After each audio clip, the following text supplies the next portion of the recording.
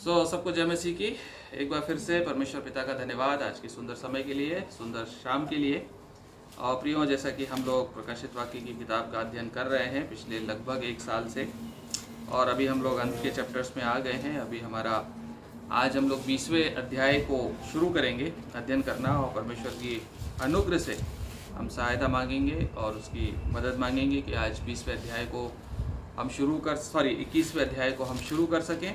20 अध्याय हमारे समाप्त हो चुके हैं, और पिछला जो अध्याय था उसमें आपको याद होगा कि परमेश्वर के वचन में एक अंतिम न्याय के बारे में बताया गया था।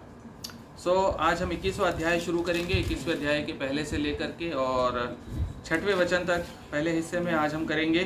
परमेश्वर हमारी सहायता करे, पवित्र आत्मा हमारी अगुवाई करे कि हम उसके वचनों को अच्छे से समझ सकें। प्रकाशित वाक्य की पुस्तक 21वां अध्याय पहले से लेकर के और 6वें वचन तक। यहाँ पर मैं पढ़ रहा हूँ, इस तरह से लिखा हुआ है। फिर मैंने नए आकाश और नई पृथ्वी को देखा, क्योंकि पहला आकाश और पहली पृथ्वी जाती रही थी और समुद्र भी न रहा। फिर मैंने पवित्र नगर नए यरूशलेम को स्वर्ग से परमेश्वर के पास से उतरते देखा। वह उस दुल्हन के समान थी जो अपने पति के लिए श्रृंगार किए हुए हो। फिर मैंने सिंहासन में से किसी को ऊंचे शब्द से यह कहते हुए सुना, देख, परमेश्वर का डेरा मनुष्यों के बीच में है। वह उनके साथ डेरा करेगा और वे उसके लोग होंगे, और परमेश्वर आप उनके साथ रहेगा और उनका परमेश्वर होगा। वह उनकी आंखों से सब आंसू पोंछ डालेगा, और इसके बाद मृत्यु न रहेगी, और न शोक, न विलाप, न पीड़ा रहेगी। पहली बातें जाती रही। जो सिंहासन पर बैठा था उसने कहा, देख, मैं सब कुछ नया कर देता हूँ। फिर उसने कहा, लिख ले, क्योंकि ये वचन विश्वास के योग्य और सत्य है। फिर उसने मुझसे कहा, ये बातें पूरी हो गई हैं। मैं अल्फा और ओमेगा, आदि और अंत हूँ। मैं प्यासे को जीवन के जल के सोते में से सेंत में पिलाऊंगा। परमेश्वर अपने वचन के पढ़े और सुने जाने पर आशीष दे, और हमें ऐसी बुद्धि दे कि हम इन वचनों को अच्छे से समझ सकें। प्रियो, जैसा कि आपसे मैंने बताया कि पिछले दिनों जब हम 20वां अध्याय ख़त्म कर रहे थे तो हमने एक वाइट थ्रोन जजमेंट के बारे में पढ़ा था। ग्रेट वाइट थ्रोन जजमेंट, एक श्वेत सिंहासन का बड़ा न्याय, अंतिम न्याय। और इस न्याय में हमने देखा था कि अंत में परमेश्वर की ओर से कुछ लोगों को अधोलोक का हिस्सा जो है वो दे दिया गया, और मृत्यु और अधोलोक की आग की झील में लोग डाल दिए गए। शैतान को उसमें डाल दिया गया। और उसके पहले हमने देखा था कि जो झूठा भविष्यवक्ता और पशु है वो भी आग और गंधक की झील में डाल दिए गए थे।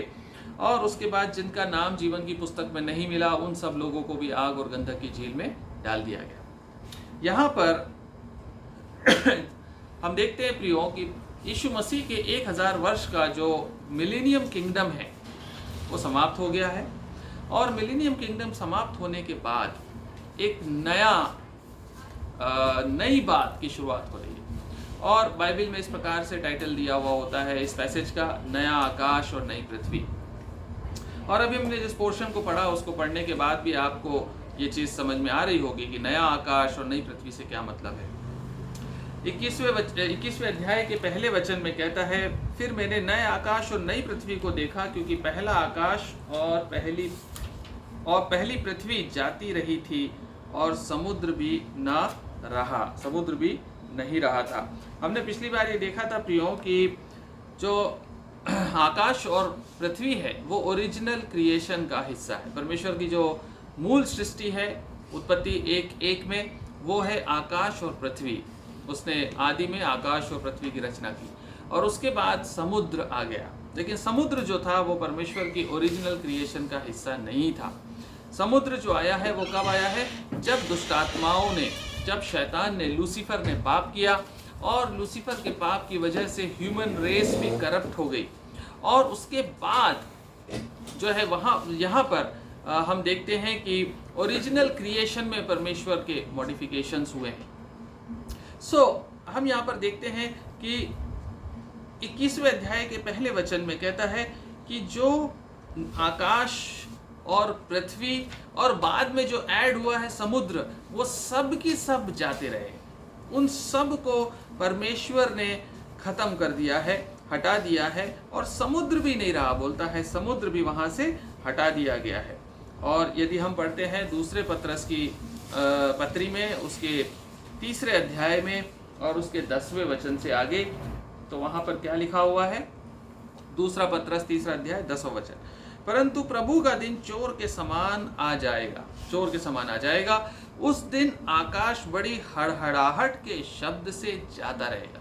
जब प्रभु का दिन आ जाएगा, चोर के समान आएगा, उस दिन आकाश बड़ी हड़हड़ाहट के शब्द से जाता रहेगा और तत्व बहुत ही तप्त होकर पिघल जाएंगे। जो भी एलिमेंट्स हैं, जो भी मटेरियल है, वो बर्न अप हो जाएंगे, वो मेल्ट डाउन हो जाएंगे, वो पिघल जाएंगे और पृथ्वी और उस पर के काम जल जाएंगे, और पृथ्वी और उस पर के काम सब जल जाएंगे।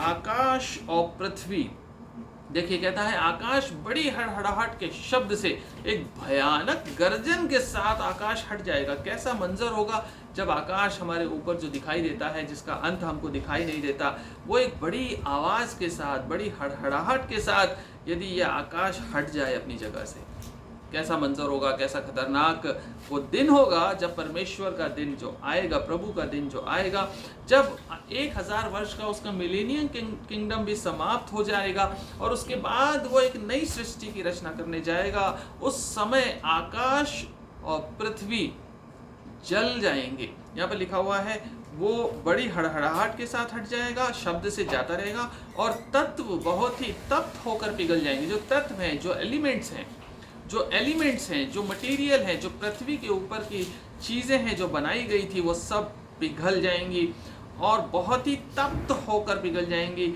और पृथ्वी और उस पर के काम, पृथ्वी और उस पर के काम मतलब पृथ्वी भी और उसमें जो कुछ हुआ है, वो सब कुछ जलकर नष्ट होने वाला है। सारा नामो निशान, बोलते हैं ना हम लोग सामान्य भाषा में, कि नामो निशान मिटा देंगे। सो ये परमेश्वर यहाँ पर नामो निशान मिटाने जा रहा है इस पृथ्वी का और इस आकाश का। ये 7वां दिन है, रेस्ट का दिन, जो 1000 वर्ष का मिलेनियम किंगडम है। ये दिन पूरा होते ही सब कुछ नया करने वाला है परमेश्वर, और इस वजह से इसको इस तरह से परमेश्वर नष्ट करेगा। और ये यहाँ पर जो प्रियो शब्द लिखा हुआ है, पृथ्वी और उस पर के जो भी कुछ हैं, वो जो कुछ उस पर के काम है वो जल जाएंगे। उसके पहले लिखता है तत्व बहुत ही तप्त होकर पिघल जाएंगे। ये एक बहुत बड़ा संकेत है अंत के दिनों का। ये संकेत है इस पृथ्वी के समाप्त होने का। ये संकेत है कि ये हमारी समझ में, हम जिस समय में रह रहे हैं, हमारी समझ में ये बात आ सकती है। हम काफ़ी हद तक इसको इमेजिन कर सकते हैं कि कैसे तत्व पिघलते हैं, कैसे समाप्त होते हैं। अभी लड़ाई चल रही है रशिया यूक्रेन के बीच में, और लड़ाई में हमने ये सुना है कि रशिया के पास एक फादर ऑफ ऑल बॉम्ब्स है, जिसको बोलते हैं फादर ऑफ ऑल बॉम्ब्स। और ये जो बॉम्ब है, ये वैक्यूम बॉम्ब बोलते हैं इसको। और ये बॉम्ब किस प्रकार से काम करता है जानते हैं आप? ये बॉम्ब जहाँ पर फेंका जाता है, वहाँ पे भयंकर हीट जनरेट होती है, भयंकर हीट, इतनी भयंकर जिसकी कल्पना हम लोग नहीं कर सकते। इतनी ज़्यादा heat with in few seconds develop हो जाती है, और ये हीट इतनी ज़्यादा होती है कि ये मनुष्य को, तत्व को, सॉलिड तत्व को भाप बना देती है। आपने न्यूज़पेपर्स में पढ़ा होगा, ये जो खड़े खड़े, जैसे आप पिक्चरों में देखते हैं ना कि कोई मनुष्य जो है खड़े खड़े एक भाप बन गया, गायब हो गया, पूरी तरह से समाप्त हो गया। ये जो सिस्टम है, ये उस दिन की तरफ संकेत कर रहा है प्रियो। ये जो बॉम्ब कल्चर है जो हमारी दुनिया में शुरू हो गया है, ये उस दिन की तरफ संकेत कर रहा है जहां पर परमेश्वर इस प्रकार से पृथ्वी को नष्ट करने जा रहा है। पृथ्वी को ये कहता है तप्त होकर पिघलने वाली है। इसका मतलब है एक एक्सट्रीम हीट जनरेट होने वाली है, और ये हीट कोई और जनरेट नहीं करेगा, कोई देश, कोई राष्ट्र, कोई और नहीं, परंतु ये हीट कौन जनरेट करेगा? ये हीट स्वयं परमेश्वर इस हीट को प्रोड्यूस करेगा। कैसा होगा जब ये पृथ्वी पूरी तरह से पिघल जाएगी, ये पृथ्वी पूरी तरह से नष्ट हो जाएगी। अभी हम परमाणु बम की बात करते हैं, एटॉमिक बम्स की बात करते हैं। एटॉमिक बम्स जो होते हैं, एटम बम जो होता है, वो क्या करता है? एटम बम के बारे में यदि आप साइंस जानते हैं तो एक चेन रिएक्शन होती है। एक एटम जो होता है वो स्प्लिट होता है, और जैसे ही एक एटम स्प्लिट होता है वो दूसरे एटम के ऊपर उसके रेडिएशंस अटैक करते हैं, दूसरा एटम स्प्लिट होते हैं, दूसरे एटम्स जो है मतलब एक एटम से शायद 4 एटम्स पे अटैक होता है, 4 एटम्स स्प्लिट होते हैं, 4 एटम्स जब स्प्लिट होते हैं उनकी जो रेडिएशन, उनकी जो एनर्जीज निकलती है वो 16 एटम्स को फर्दर स्प्लिट करती हैं और ये रिएक्शन चेन रिएक्शन कहलाती है। एटॉमिक बॉम्ब्स जो स्टडी करते हैं कैसे ये न्यूक्लियर रिएक्शंस होती हैं, इसके बारे में जो जानते हैं साइंस में वो जानते हैं इसको अच्छे से, कैसे एटम्स स्प्लिट होते हैं और कैसे दूसरे एटम्स पे अटैक करते हैं, दूसरे एटम्स को हिट करते हैं, उनको स्प्लिट करते हैं और उसके बाद फर्दर एटम्स हिट होते हैं। ये प्रोसेस इतना क्विक होता है, with in a fraction of second में ये चेन रिएक्शन होती है, धड़ धड़ धड़ धड़ धड़ धड़ धड़। और ये जो चेन रिएक्शन है, यही chain reaction radio active sources जो होते हैं, यही एटम बम का कंटेंट है। एटम बम काम ऐसे ही करता है, एटम बम ऐसे ही काम करता है। और आपने हिरोशिमा और नागासाकी का इतिहास पढ़ा हुआ है, अभी वो बताने की जरूरत नहीं है। जापान में क्या हुआ था 1945 में, आज से करीब करीब 100 साल, 90 साल, 80 साल पहले क्या हुआ था, एक एटम की स्प्लिटिंग से इतनी भयंकर हीट जनरेट हुई थी कि हिरोशिमा और नागासाकी जैसे बड़े शहर थे, वो लाखों में जनसंख्या थी, वो शहर बर्बाद हो गए। और आज भी उनकी जनरेशंस विकलांग पैदा होती हैं, आज भी। और परमेश्वर कहता है कि दुनिया में, पृथ्वी में मौजूद, ऐसा लगता है इस वचन को पढ़ करके कि पृथ्वी में मौजूद जितने भी एटम्स होंगे परमेश्वर उन सब को स्प्लिट कर देगा एक साथ। एक एटम बम एक शहर को बर्बाद करने के लिए, खंडहर बनाने के लिए काफी है। मानव निर्मित एटम बम, मानव निर्मित चेन रिएक्शन, न्यूक्लियर एक्सप्लोजन इतनी तबाही ला सकता है, लेकिन जब परमेश्वर तबाही लाने पर आएगा तो वो पूरी पृथ्वी को तप्त करके पिघला देगा, पूरी पृथ्वी को मेल्ट डाउन कर देगा। इसके लिए वो सारे एटम्स को आज्ञा देगा कि तुम स्प्लिट होकर अपनी अपनी एनर्जी रिलीज कर दो। एक भयंकर हीट जनरेट होगी, क्योंकि परमेश्वर को इस पृथ्वी को वाइंड अप करना है, इस पृथ्वी को टोटली समाप्त करना है, इस पृथ्वी को पूरी तरह से वाइंड अप करके लपेट कर हटाना है और जगह बनानी है नई पृथ्वी के लिए। इसलिए परमेश्वर इस प्रकार से वचन कहता है कि सब कुछ तप्त होकर परमेश्वर पिघला देगा और खत्म कर देगा। और ऐसा क्यों करता है? ऐसा इसलिए करता है क्योंकि वो एक फ्रेश बिगनिंग के लिए जा रहा है। परमेश्वर एक नए आकाश और नई सृष्टि का निर्माण करना चाहता है, इसलिए पुरानी सृष्टि, पुराना आकाश, पुराना समुद्र, सब कुछ परमेश्वर खत्म करने जा रहा है प्रियो। और यहाँ पर जो हम पढ़ते हैं इसी दूसरे पत्रस के 3 अध्याय के 11वें वचन में, आगे 10वें वचन के आगे तो कहता है, क्योंकि ये सब वस्तुएं इस रीति से पिघलने वाली है, ये सब वस्तुएं इस रीति से पिघलने वाली हैं, तो तुम्हें पवित्र चाल चलन और भक्ति में कैसे मनुष्य होना चाहिए। तुम्हें पवित्र चाल चलन और भक्ति में कैसा मनुष्य होना चाहिए, थोड़ा सोच लो। क्योंकि ये जो काम है पृथ्वी के सब नष्ट होने वाले हैं, जो नष्ट नहीं होने वाले वो भक्ति और पवित्र चाल चलन है, जो सदैव काल के लिए परमेश्वर जिसमें हमको रखेगा। और परमेश्वर के उस दिन की बाट किस रीति से जोना चाहिए, कैसे हमको परमेश्वर का वेट करना चाहिए, कैसे उस दिन के लिए तैयारी करना चाहिए, उसके जल्द आने के लिए कैसा यत्न करना चाहिए, जिसके कारण आकाश आग से पिघल जाएंगे और आकाश के गण बहुत ही तप्त होकर, आकाश के गण भी, वो तारा और वो प्लैनेट्स, वो स्टार्स, सब कुछ मेल्ट डाउन कर देगा। परमेश्वर कैसा भयानक एक्सप्लोजन होने जा रहा है परमेश्वर की ओर से। पर उसकी प्रतिज्ञा के अनुसार 13वां वचन कहता है, हम एक नए आकाश और नई पृथ्वी की आस देखते हैं जिनमें धार्मिकता वास करेगी। प्रियो, यहाँ पर एक बात क्लियर करना चाहता हूँ मैं। यहाँ पर लिखा हुआ है इंग्लिश वर्जन में the day of the Lord. ये जो समय लिखा हुआ है ना, यहाँ पर लिखा हुआ है परमेश्वर के उस दिन की। 12वें वचन में लिखा हुआ है, दूसरा पत्रस 3:12 में, परमेश्वर के उस दिन की बाट हमें कैसे जोनी चाहिए। यहाँ पर एक कंफ्यूजन होता है विश्वासियों के बीच में। कंफ्यूजन ये होता है यीशु मसीह का जो सेकंड कमिंग है। कई लोग उस यहाँ पर जो दिन लिखा हुआ है इस दिन को वो समझते हैं। यीशु मसीह का जो सेकंड कमिंग है, सेकंड कमिंग का हमने अध्ययन किया 19 अध्याय में। यीशु मसीह श्वेत घोड़े के ऊपर सवार होकर आएगा, आर्मगेदोन की लड़ाई होगी, एंटी क्राइस्ट मार दिया जाएगा, उसके बाद शैतान को भी पकड़ के कुछ समय के लिए बांध दिया जाएगा और यीशु मसीह का 1000 साल का राज्य स्थापित होगा। वो दिन अलग है, दैट इंग्लिश में क्लियर होता है, इंग्लिश में कहता है the day of the Lord, वो है the day of the Lord. और ये वाला जो है इसके लिए इंग्लिश में लिखता है the day of the God, the day of the God, this is the day of the God and that is the day of Lord। वो day of Lord है, ये day of God है, दोनों में फर्क है, दोनों में अंतर है। जो पुराना जो वो दिन है यीशु मसीह के आगमन का, धड़धड़ाहट के साथ श्वेत घोड़ों पे सवार होकर वो उतर आएगा, और हमने उसका वर्णन पढ़ा हुआ है। उसके पीछे उसके पवित्र लोगों की सेनाएं होंगी और अर्मगेदोन की लड़ाई होगी, और उसके बाद वो सारी सेनाओं को तबाह कर देगा, नष्ट कर देगा। वो दिन शत्रुओं के लिए और जो शैतान की सेनाएं हैं उनके लिए, और पृथ्वी के जो अधिकारी हैं, पृथ्वी के जो बड़े बड़े राजा और महाराजा होंगे, बड़े बड़े प्रधान होंगे जो शैतान और एंटी क्राइस्ट के पीछे चलते होंगे, उनके लिए एक खतरनाक बदला लेने का दिन है। यहाँ पर जो दिन लिखा हुआ है उस दिन की बात, ये दिन कब आ रहा है? ये दिन आ रहा है उसके 1000 साल के पूरे होने के बाद।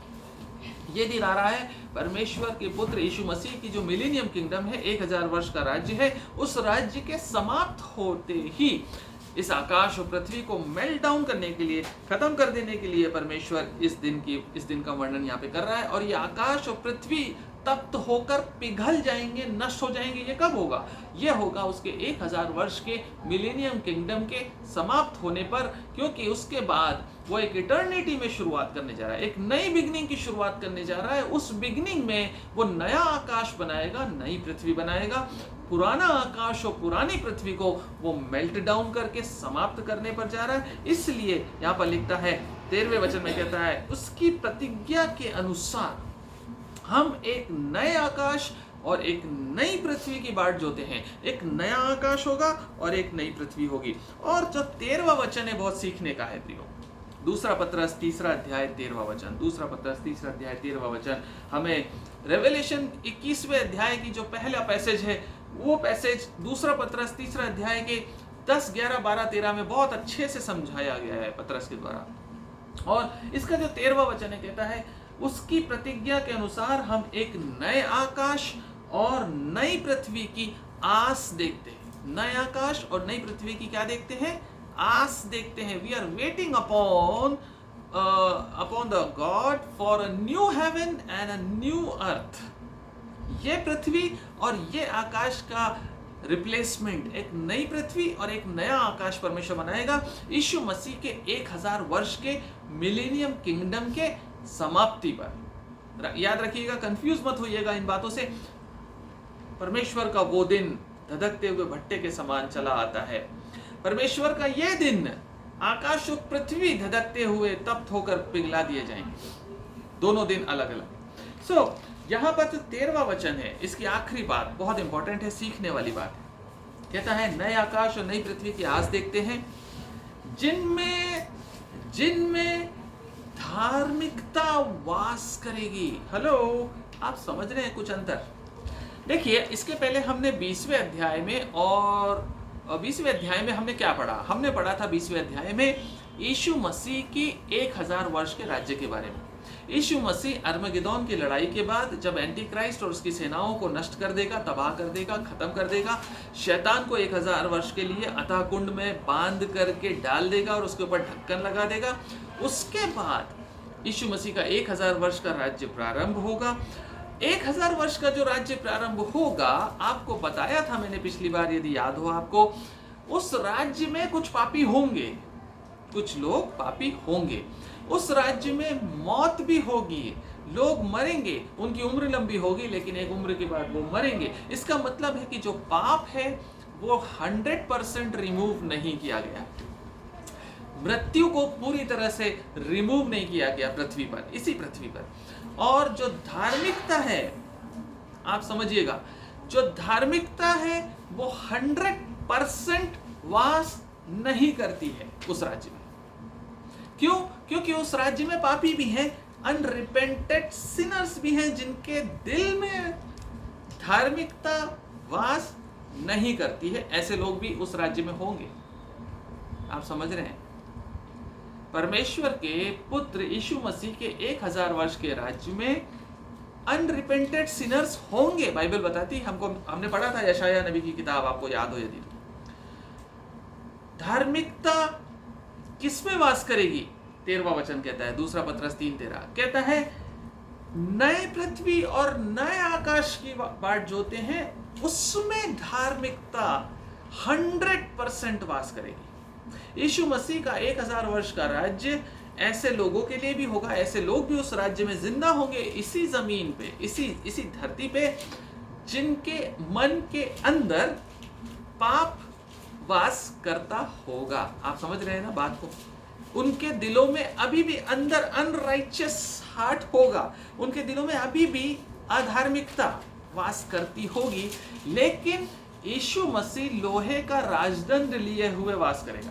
यीशु मसीह रॉड ऑफ आयरन लिए हुए राज्य करेगा 1000 साल के लिए। इसलिए ये जो लोग हैं ये खुलकर अनराइचियसनेस को एक्सरसाइज नहीं कर पाएंगे जैसे कि आज कर रहे हैं। आज के लीडर्स और आज के फॉलोअर्स, आज के प्रधान और आज के राजा और आज के लीडर्स, आज के पॉलिटिकल किंगडम्स करप्ट हैं, और उनके फॉलोअर्स और इस दुनिया के लोग भी, most of them are corrupt, और ये करप्शन खुल के एक्सरसाइज हो रहा है। आप देख रहे हैं धीरे धीरे बाइंडिंग होता जा, धीरे धीरे चीजें जो है धीरे धीरे एलिमिनेट हो रही हैं। यीशु मसीह का 1000 साल का राज्य जब स्थापित होगा तो वो अलाउ करेगा एक और मौका पापियों को कि वो अपनी अधार्मिकता से पलट जाए, वो अपनी बहकने से बच जाए। और आपने पढ़ा 20वें अध्याय में, प्रकाशित वाक्य 20वें अध्याय में क्या पढ़ा हमने पढ़ा कि जैसे ही शैतान को थोड़ी देर के लिए छोड़ दिया जाएगा, जैसे ही शैतान को थोड़ी देर के लिए छोड़ा जाएगा, वो लोगों को भरमाने में कामयाब हो जाएगा। जबकि यीशु मसीह के 1000 साल की राइचियसनेस, यीशु मसीह के 1000 साल के धार्मिकता भरे राज्य को, उसके अच्छे किंगडम को, उसके पीस और मेल मिलाप और शांति के राज्य को लोग देख लेंगे, फिर भी मन नहीं फिराएंगे। शैतान जैसे ही थोड़ी देर के लिए छोड़ा जाएगा वो बहक जाएंगे। इसका मतलब है कि उनके अंदर अधार्मिकता थी, उनके मनों में पाप था, उनको मौका नहीं मिला, कोई लीडर नहीं मिला, इसलिए कर नहीं पा रहे थे, क्योंकि यीशु मसीह सिंहासन पे था, इसलिए खुल करके वो पाप कर नहीं पा रहे थे। जैसे ही मौका मिला वो खुलकर पाप करने लगे। इसका मतलब है कि इस पृथ्वी पे, इस आकाश के नीचे धार्मिकता वास नहीं कर पा रही थी 100%। Zero sin and 100% righteousness was not there even in the millennium kingdom। 1000 साल के राज्य में भी धार्मिकता वास नहीं करती थी। देखिए, धार्मिकता वास करने का मतलब क्या है? धार्मिकता वास करने का मतलब ये है कि हमें धार्मिकता जो है वो फील होनी चाहिए, धार्मिकता हमारे चाल चलन में होनी चाहिए, धार्मिकता इस पृथ्वी के वातावरण में होनी चाहिए, जो कि नहीं है। एक तर्जुमा है, एक ट्रांसलेशन है इंग्लिश में, वो कहता है feeling at home, the righteousness feels eight home. आप समझिएगा, राइचियसनेस फील्स एट होम किसमें, कहां पे ये दिखाई देता है? ये दिखाई देता है हमको एक नए आकाश और नई पृथ्वी में। इसके पहले कभी हमें दिखाई नहीं देता। फील्स एट होम का क्या मतलब है? फील्स एट होम का मतलब है कि जैसे हम किसी के घर में जाते हैं गेस्ट बनकर, हम थोड़े दिनों के लिए यदि किसी के घर में जाएं तो वहां पर हम दो बातें हो सकती हैं। We can live in somebody's house, number 1, और we can feel at home. आप समझ रहे हैं अंतर? आपको एक गेस्ट ने अपने घर में जगह दी, लेकिन उसने खुद कहा कि मेरे घर में आइए और रुक जाइए। आप जाकर के उसके घर में रुके, आप उस घर में रुके 2 दिन, 3 दिन, 4 दिन, लेकिन जब आप उस घर से लौट करके अपने घर में आए और अपने घर में आने के बाद आपको ये महसूस हुआ, आपने अपने बच्चों से, अपने हस्बैंड से, अपने वाइफ से आपस में बातें की परिवार ने, और कहा उनके घर में हम रुके तो थे, लेकिन अपने घर जैसा नहीं लग रहा था। पता नहीं कुछ था वहाँ पर, पता नहीं वो फीलिंग नहीं आ रही थी, पता नहीं उस घर में उनकी हॉस्पिटैलिटी अच्छी तो थी, पर ऐसा नहीं लग रहा था कि हम अपने किसी के घर में हैं। आप समझ रहे हैं बात को? सो राइचियसनेस मिलेनियम किंगडम में भी है, बट वो राइचियसनेस 100% नहीं है। वो राइचियसनेस, वो एहसास नहीं करा रही है कि राइचियसनेस है। It doesn't feel like at home. So नया आकाश और नई पृथ्वी एक ऐसी सृष्टि होगी जिसमें righteousness will feel at home, जहां पर धार्मिकता वास करेगी, धार्मिकता ड्वेल करेगी, धार्मिकता वहां उस नए आकाश और नई पृथ्वी में 100% होगी। जो कोई उस नए आकाश और नई पृथ्वी के वासी होंगे, उनके अंदर और उनके बाहर पूरे वातावरण में धार्मिकता 100% वास करेगी। So the righteousness will dwell in that new heaven and in that new earth. उस नए आकाश और नई पृथ्वी में क्या होगा? राइचियसनेस वास करेगी, धार्मिकता वास करेगी। धार्मिकता के अलावा अधार्मिकता का, पाप का कोई अंश बाकी नहीं रहेगा, कोई अंश बाकी नहीं रहेगा। और हम उस दिन की बाट जोते हैं। विश्वासी लोग उस दिन के लिए अपना विश्वासी जीवन बिताते हैं। विश्वासी लोग उस दिन का इंतजार करते हैं जब धार्मिकता फील्स एट होम होने लगे, धार्मिकता उस नए आकाश और नए पृथ्वी में 100% पास करने लगे। प्रियो, 2 कुरिन्थियों 5वां अध्याय 17वां वचन कहता है, अब से जो कोई मसीह में है वो क्या है?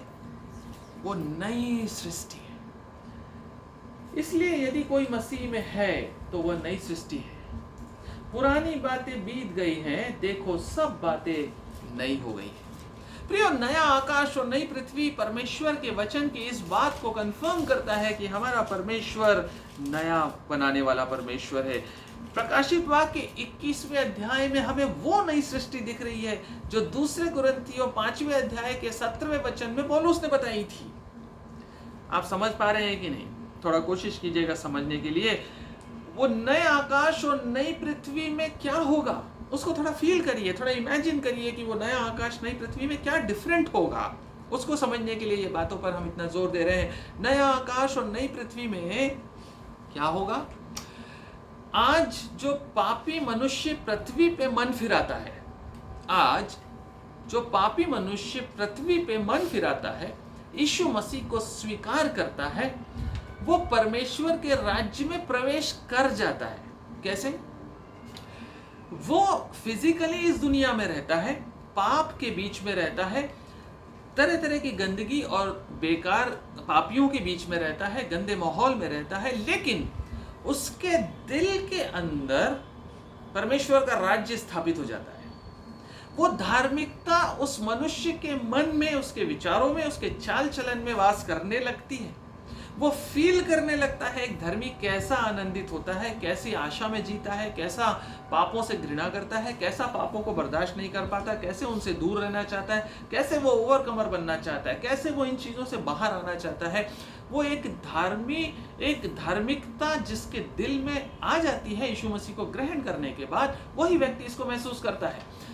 यही धार्मिकता जो अंदर महसूस की जा रही है आज इस पृथ्वी पर रहते हुए हमारे अंदर, उस धार्मिकता को बाहर भी परमेश्वर स्थापित कर देगा। आज बाहर नहीं है, अंदर है।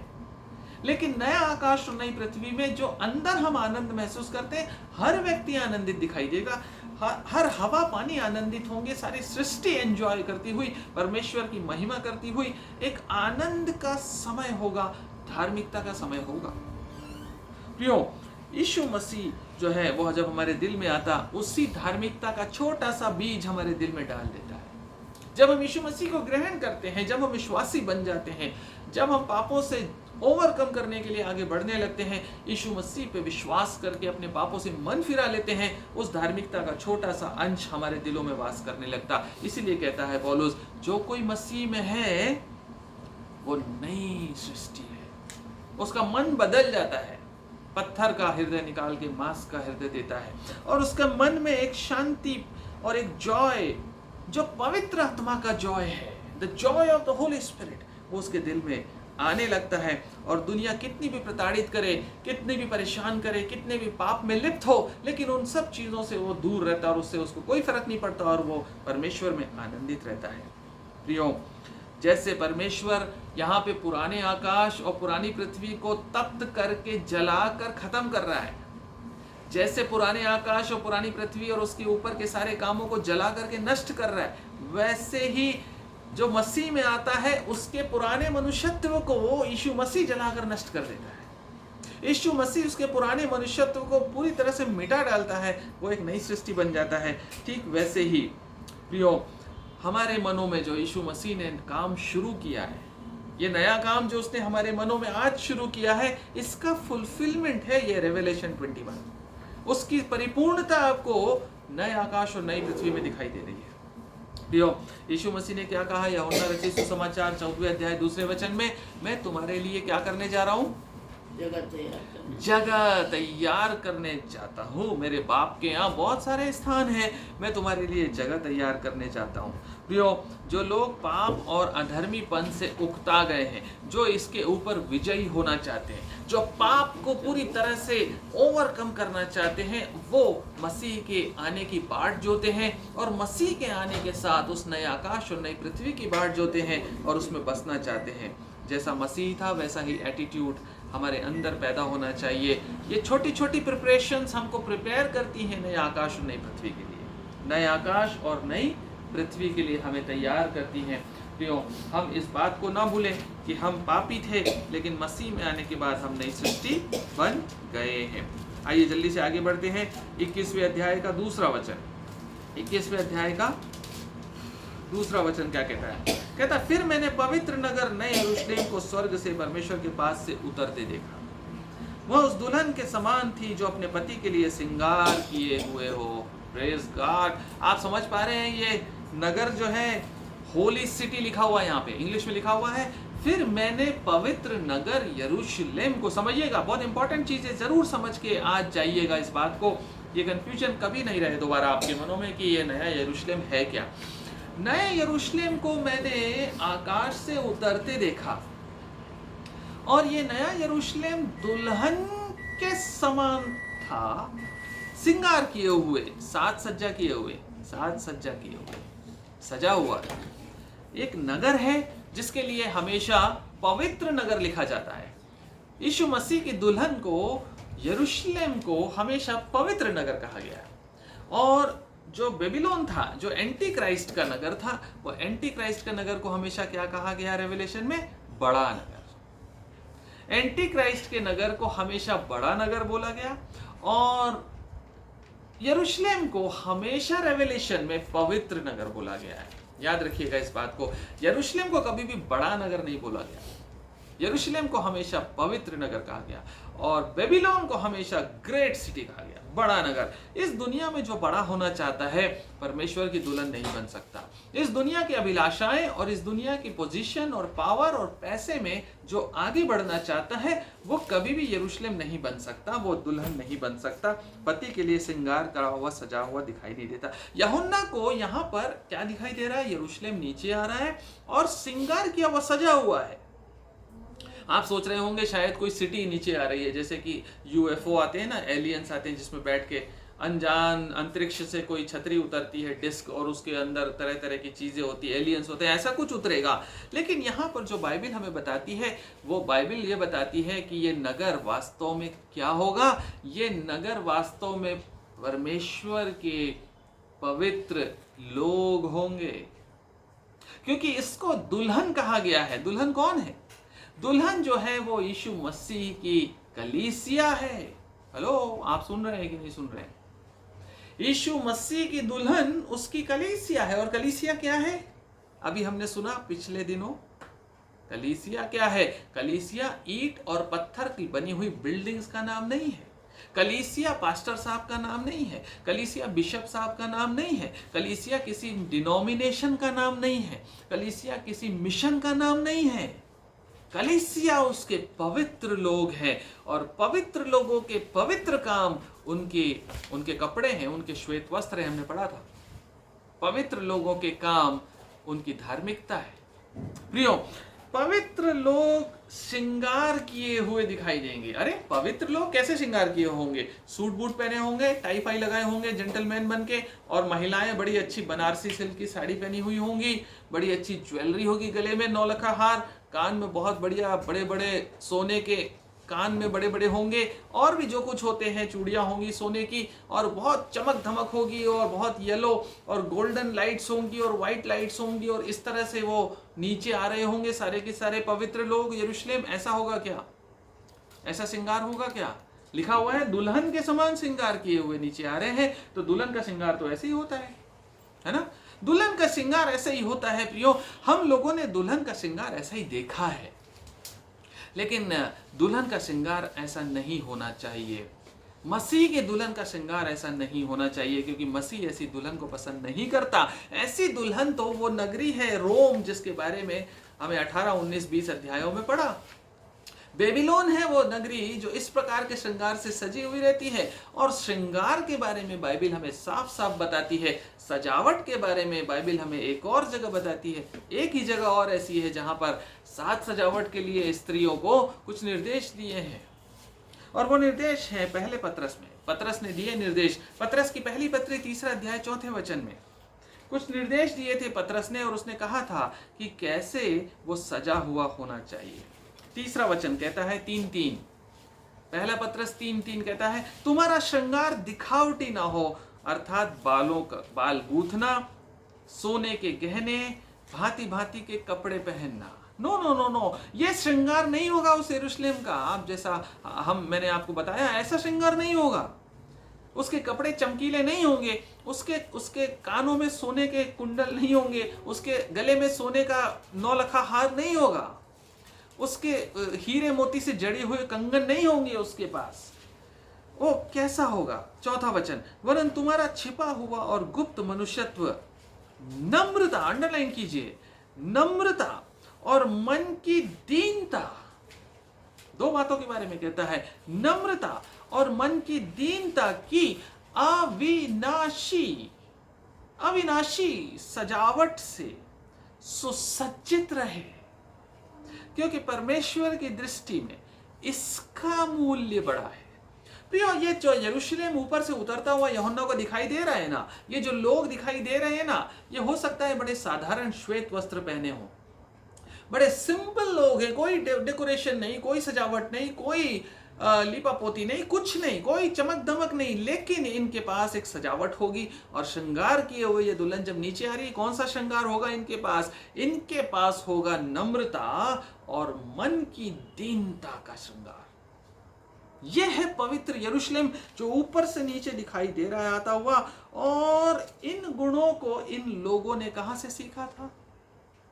इन लोगों ने इन गुणों को यीशु मसीह से सीखा। यीशु मसीह के पाठ टेकर्स हैं ये लोग। यीशु मसीह की दीनता और उसके मन की दीनता और उसकी नम्रता को इन लोगों ने अडॉप्ट कर लिया, मसीह के स्वभाव में परिवर्तित हो गए, इसलिए सजावटी हो गए, सज गए। इन्होंने उस एटीट्यूड को अपने अंदर डेवलप कर दिया। बाहरी सजावट पे, बाहरी चमक दमक पे, बाहरी कपड़ों पे, बाहरी चीजों पे इनका फोकस नहीं रहा। इनके जीवन में पूरा फोकस मन की दीनता और नम्रता पे रहा। इस सजावट से जो अविनाशी थी, इसको इन्होंने अपने अंदर एडॉप्ट कर लिया। ये लोग ऐसे नहीं थे, शुरू में ऐसे नहीं थे। रोमियो 3:23 कहता है सबने पाप किया है और सब परमेश्वर की महिमा से रहित हैं। और 6:23 कहता है पाप की मजदूरी मौत है। और ये लोग भी ऐसे ही थे, हम लोग भी ऐसे ही थे। हम लोग रूड थे, हम लोग क्रूड थे, हम लोग हार्श थे, हम लोग इंपल्सिव थे, हम लोग रिएक्टिव थे। हम लोगों के मुंह से कोई अच्छी बात निकलती नहीं थी। लेकिन जिस दिन मसीह को ग्रहण किया, होली स्पिरिट हमारे अंदर काम करना शुरू करता है, धीरे धीरे कन्विक्ट करता है, धीरे धीरे तब्दील करता है, धीरे धीरे हमारे पुराने गंदे सजावटों को निकालकर दीनता और नम्रता से सजाना शुरू करता है। धीरे धीरे हमारे अंदर होली स्पिरिट प्रतिदिन हमें सजाता है, हमें श्रृंगार करता है। होली स्पिरिट, आपको मैंने बताया था एक मैसेज में, आपको याद होगा, होली स्पिरिट हमें दुल्हन की तरह तैयार करता है। होली स्पिरिट हमें तैयार करता है दुल्हन की तरह। जैसे एलियाजर ने रेबेका को इसहाक के लिए तैयार किया था, याद है आपको? वैसे ही होली स्पिरिट दुल्हन को मसीह के लिए तैयार करता है। बट एक क्वेश्चन मार्क है। क्वेश्चन मार्क ये है, होली स्पिरिट बिना आपकी इजाजत के, बिना आपके कोऑपरेशन के कुछ नहीं करेगा। Condition, are you allowing Holy Spirit to decorate you? Are you giving permission to Holy Spirit to work in your hearts, to decorate you, to prepare you as a bride? आपको दुल्हन बनाने के लिए क्या आप परमिट कर रहे हैं? अगर एक दुल्हन एक ब्यूटी पार्लर में जाए और सजाने वाले को हाथ ना रखने दे, जो महिलाएं सजाती हैं ब्यूटी पार्लर में, वो बालों को हाथ लगाए, वो हर बात हाथ दूर रखो, आप ऐसे ही करो। सामने चेहरे पे क्रीम लगाने आए, उसका हाथ हटाओ, क्रीम नहीं लगाओगे, दूर से करो जो करना है। क्या सजा पाएगी? क्या कोई भी ब्यूटी पार्लर किसी दुल्हन को उसके बिना कॉपरेशन के सजा सकता है? नहीं सजा सकता, इम्पॉसिबल है। कोई ऐसा टेलीस्कोपिक मेथड नहीं है, कोई रिमोट कंट्रोल नहीं है। ठीक वैसा ही आत्मिक सजावट के लिए भी होली स्पिरिट को अलाउ कीजिए। यदि आप अलाउ करेंगे, वो आपको सजा सजा कर तैयार कर देगा, और यह पवित्र नगर यरूशलेम एक दिन नीचे दिखाई देगा उतरता हुआ। यूहन्ना को जो दिखाई दे रहा है, यही यरूशलेम एक दिन हम सब को सामने दिखाई देगा। हम भी उस यरूशलेम का पवित्र नगर का हिस्सा होने पाए। प्रियो, तीसरा वचन, फिर मैंने सिंहासन में से किसी को ऊंचे शब्द से यह कहते सुना, देख परमेश्वर का डेरा मनुष्यों के बीच में है। वह उनके साथ डेरा करेगा और वे उसके लोग होंगे, और परमेश्वर आप उनके साथ रहेगा और उनका परमेश्वर रहेगा। परमेश्वर डेरा करना चाहता है, आज से नहीं करना चाहता, रेवलेशन में नहीं करना चाहता। परमेश्वर ने जब आदम को बनाया तब से करना चाहता था। परमेश्वर सुबह शाम उसके बीच में आता था, मिलता था, और उसकी उपस्थिति में उसके साथ में रहना चाहता था, फेलोशिप में रहना चाहता था। ये परमेश्वर का लॉन्ग टाइम इंटेंशन, हमेशा का परमेश्वर का मोटिव यही रहा है कि वो मनुष्यों के साथ फेलोशिप चाहता है। इसीलिए सब कुछ छोड़ के जमीन पे उतर आया कि यहां वहां संभव नहीं था, तो कम से कम यहां मेरे साथ फेलोशिप करें, मैं उनके बीच में डेरा करूं। और डेरा करने के लिए वो हमेशा से तत्पर और तैयार रहता है, लेकिन हम उसे डेरा करने की अनुमति नहीं देते। हमारे काम ऐसे होते हैं अनक्लीन कि वो डेरा कर नहीं सकता। पाप हमारे पास इतना नजदीक है, इतना अंदर है कि वो डेरा नहीं कर सकता। उसके डेरा करने के लिए उसने यीशु मसीह को भेज दिया, और यीशु मसीह के लिए लिखा हुआ है यूहन्ना रचित सुसमाचार उसके पहले अध्याय में, उसने अनुग्रह और सच्चाई से परिपूर्ण होकर मनुष्यों के बीच में डेरा किया। डेरा करना उसका स्वभाव है, और मनुष्यों के बीच में उसकी पहली चॉइस है। यदि उससे पूछा जाता है कि तू कहां रहना चाहता है परमेश्वर, तो वो कहता है मैं मनुष्यों के बीच में रहना चाहता हूं। वो हमारे बीच में डेरा करना चाहता है, लेकिन हमारे काम अलाउ नहीं करते। ये शर्त है उसके डेरे करने की, उसके ड्वेल करने की, कि हम हर एक अशुद्ध चीज से दूर रहें, जो अनक्लीन है उससे स्टे अवे, उससे दूर रहें, तब वो डेरा करेगा। दूसरा कुरिन्थियों 6वां अध्याय 16वां वचन, दूसरा कुरिन्थियों की पत्री उसका 6वां अध्याय और 16वां वचन इस कंडीशन को हमें बताता है। कहता है वो मूर्तियों के साथ परमेश्वर के मंदिर का क्या संबंध, क्योंकि हम तो जीवते परमेश्वर के मंदिर हैं। जैसा परमेश्वर ने कहा, मैं उनमें बसूंगा और उनमें चला फिरा करूंगा, और मैं उनका परमेश्वर हूंगा और वो मेरे लोग होंगे। इसलिए प्रभु कहता है उनके बीच में से निकलो और अलग रहो, और अशुद्ध वस्तुओं को मत छुओ, तो मैं तुम्हें ग्रहण करूंगा, और मैं तुम्हारा पिता होऊंगा, और तुम मेरे बेटे और बेटियां होगे। यह सर्वशक्तिमान परमेश्वर का प्रभु का वचन है। कंडीशन है, निकलो, जहां तुम हो वहां वो डेरा नहीं कर सकता, वहां से निकलो, स्टे अवे। सिन से, पाप से दूर बने रहना एक शर्त है उसके डेरा करने की। प्रियो, और चौथा वचन क्या कहता है, 21 का चौथा, जल्दी से आगे बढ़ते हैं। वह उनकी आंखों से सब आंसू पोंछ डालेगा, और इसके बाद मृत्यु न रहेगी, न शोक, न विलाप, न पीड़ा रहेगी। पहली बातें जाती रही। अरे पहली बातें तो पहले ही वचन में बता दिया। क्या किया उसने दूसरे वचन में, क्या किया? पहली बातों को उसने पूरी तरह से जला करके नष्ट कर दिया था, पूरी तरह से जला करके खत्म कर दिया था। पहली पृथ्वी जाती रही, है ना। दूसरा हमने पतरस की पत्री में पढ़ा कि सब तत्व जो पृथ्वी पे और उसके काम, और पृथ्वी और आकाश, सब कुछ तप्त होकर पिघल जाएंगे, जलाकर खत्म कर दिए जाएंगे। ठीक वैसे ही उसके ऊपर के कामों में क्या था? आंसू। यहाँ लिखा हुआ है ना, पहली चीज आंसू, दूसरी चीज है विलाप, तीसरी चीज है शोक, और चौथी चीज है पीड़ा। ये सब जाते रहे, खत्म हो चुके। आंसू, मृत्यु, मृत्यु, मृत्यु, मृत्यु 100% गॉन है, अभी 100% चली गई है। 1000 साल की किंगडम में नहीं गई थी। जब यीशु मसीह का मिलेनियम किंगडम था, मृत्यु 100% नहीं गई थी। मृत्यु थी, आयु लंबी थी, पर मृत्यु थी। लेकिन नया आकाश और नई पृथ्वी में मृत्यु भी रिमूव्ड, फिनिश्ड, गॉन, खत्म। इस इटर्निटी में मृत्यु का कोई जगह नहीं। 5वां वचन क्या कहता है? देख। जो सिंहासन पर बैठा था उसने कहा देख। सिंहासन पर जो बैठा था उसने कहा देख, मैं सब कुछ नया कर देता हूं। फिर उसने कहा लिख ले, क्योंकि यह वचन विश्वास के योग्य और सत्य है। सब कुछ। रेवेलेशन नए की किताब है प्रियो। रेवेलेशन हमें यह बताती है कि हमारे लिए परमेश्वर क्या क्या नया कर रहा है, हमारे लिए क्या क्या नया कर रहा है। रेवेलेशन की किताब आपने पढ़ ली है, 20 अध्याय अध्ययन कर लिए हैं। आपने क्या क्या नया देखा? कुछ याद है आपको? नया नाम याद है? नया नाम। फिर उसके बाद आया नया गीत। नया गीत गाने लगे, है ना? जो लोग उसके साथ सिय्योन पर्वत पे थे वो क्या करने लगे? नया गीत गाने लगे। और उसके बाद अभी 21वें अध्याय में क्या है? नया आकाश और नई पृथ्वी। It's a Revelation is a book of new creation. परमेश्वर का जो इटर्नल प्लान है, परमेश्वर की जो डिवाइन योजना है, वो योजना है सब कुछ नया करने की। वो पुराने को हटा करके नया करने वाला परमेश्वर है। और यहां पर कहता है 21वें अध्याय में आकर कहता है अब मैं सब कुछ नया कर देता हूं।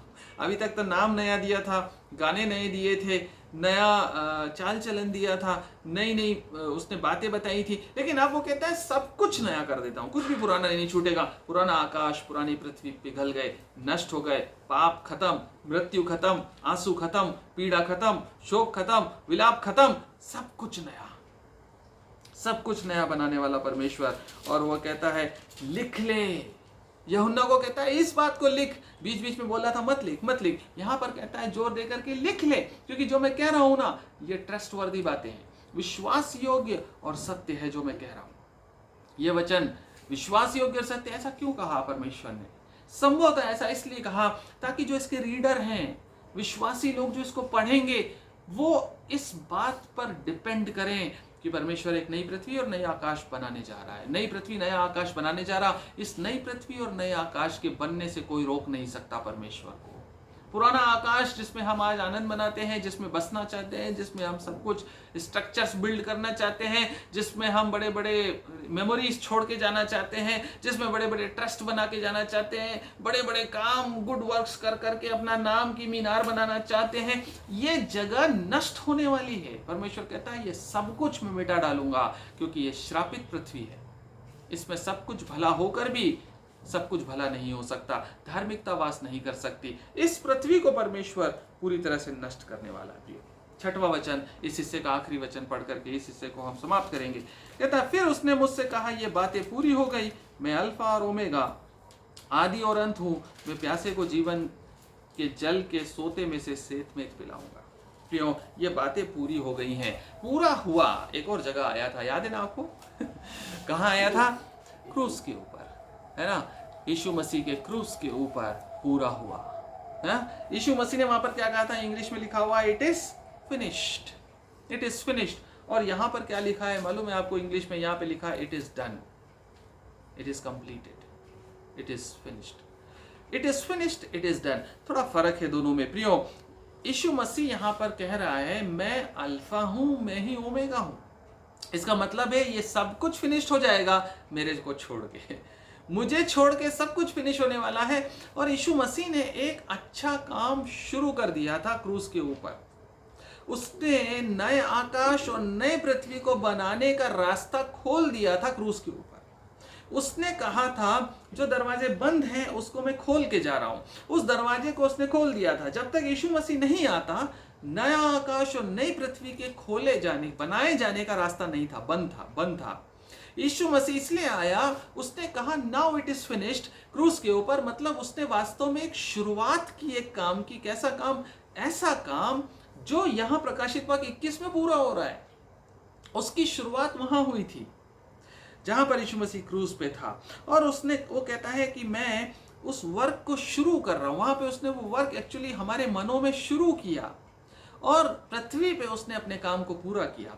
और उस काम को शुरू करने के बाद वो गया और आज पवित्र आत्मा के थ्रू हमारे मनों में वो काम करता है। धार्मिकता हमारे मनों में वास करती है और हमको प्रिपेयर करती है for new heaven and new earth. और उस काम को पूरा होते हुए हम यहाँ देख रहे हैं 21वें अध्याय में, जहाँ पुरानी पृथ्वी, पुराना आकाश लपेट कर जलाकर खत्म किया जाएगा, उसके काम खत्म किए जाएंगे, आंसू विलाप शोक मृत्यु खत्म किए जाएंगे और आनंद और मेल मिलाप के साथ धार्मिकता वास करेगी। और आगे कहता है कि मैं प्यासों को कहाँ ले जाऊंगा, जीवन के जल के सोते में से सेत में पिलाऊंगा। और मत्ती रचित सुसमाचार 5वें अध्याय के 6वें वचन में क्या लिखा हुआ है, धन्य है वे जो धर्म के भूखे और प्यासे हैं। धन्य है वे जो धर्म के भूखे और प्यासे हैं। क्यों धन्य है वे, 5 धन्य है वे जो धार्मिकता के भूखे और प्यासे हैं, क्योंकि वे तृप्त किए जाएंगे। और वो कहाँ तृप्त हो रहे हैं, वो तृप्त हो रहे हैं 21:6 में। मत्ती 5:6 से शुरू हुए थे और 21:6 प्रकाशित वाक्य में जाके तृप्त हो रहे हैं। और यीशु मसीह कहता है मैं उन्हें जीवन के जल के सोते में से सेत मेत पिलाऊंगा। आप समझ रहे हैं इस बात को क्या कहना चाह रहा है यीशु मसीह? यीशु मसीह यहाँ पर कहना चाह रहा है जीवन के जल के सोते में से, जीवन के जल का सोता कौन है जानते हैं आप?